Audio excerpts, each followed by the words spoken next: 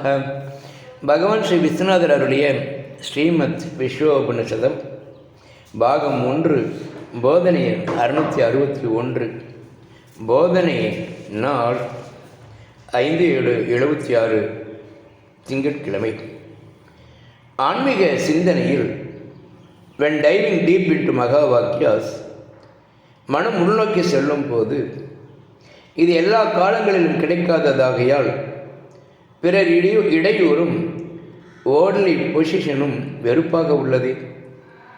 இதனால்தான் புறத்துறவும் சேர வேண்டும் என்கிறார்களோ.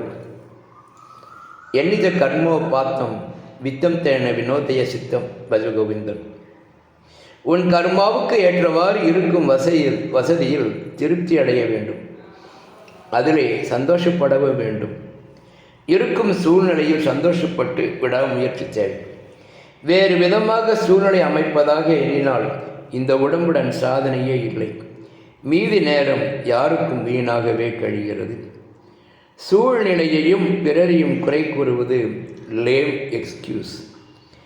ஆன்மீக விசாரம் போக மற்ற சிந்தை வந்தால் எக்காரணத்தாலும் யார் காரணமாயிருந்தாலும் அவைகளை சாட்சியாக நின்று பார்த்தால் பிறகு ஆன்மீக சிந்தைக்கு ஓய்வு நிறைய உண்டு. Complaining would not do be on God. ஓம் சாந்தி சாந்தி சாந்தி.